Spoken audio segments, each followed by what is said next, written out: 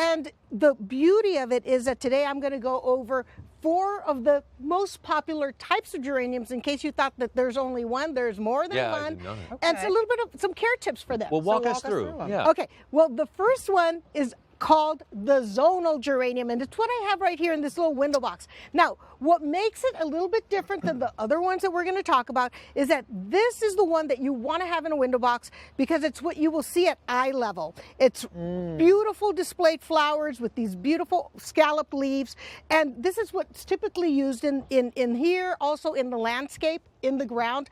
Perfect. It grows upright. It kind of mounds, so it has a pretty shape to it. Beautiful. But there's something a little bit different. Now, did you guys know, and you guys know, about the ivy geranium? No, I've never heard that. Okay, now what makes this different, it's called ivy geranium because it has kind of like that vine-like growth. You see how it's cascading? Kind of like that. And the flowers are at the tip. Now, what I want you guys to pay attention to is when you go to your garden center, they will have zonal geraniums which grow upright and straight in a hanging basket. So you're like looking at it going, these look like legs. It's, you know, it doesn't make sense. So they won't grow over like that. They won't cascade down? Right. So ivy geranium, my friends, for that. This is called the Martha Washington Regal. It's fancier looking than the leaves. It's very different. Now, these are just starting to bloom, but in the summer, let's say it's like all over the place, almost like a hydrangea. So it's absolutely gorgeous.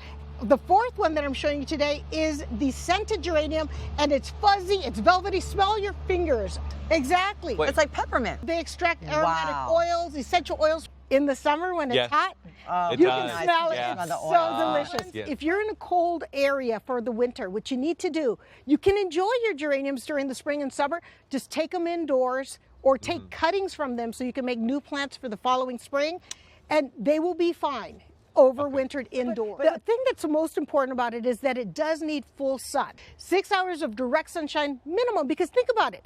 Look at all of the flowers that it pumps out. That takes a lot of energy. And one of the things that is like almost like the true death of a geranium is that sometimes people don't plant them in the proper type of pot or in the wrong type of soil. The geranium is very at risk to have root rot. And root rot is when the roots of the plant are surrounded by wet soil. So when you go to the garden center or you mix your own soil, make sure that it's quick draining soil.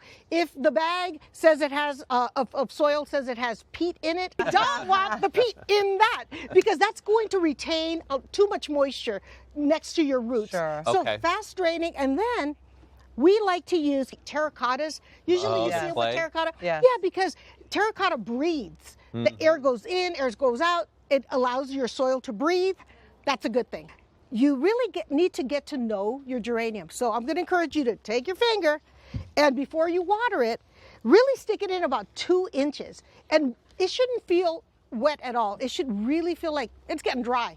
And that's the time to water it. It could be once a week. So to be proactive, if you want more blooms, what you do is you do regular pinching and deadheading. So take a look at this beautiful geranium. This one is pretty, this one's not so pretty. This one's already spent. So what you do is you follow your stem all the way down to where it meets the other stem. And there's a little bump here called a node. So you're gonna take your fingernail and you're gonna pinch it right above, just like that.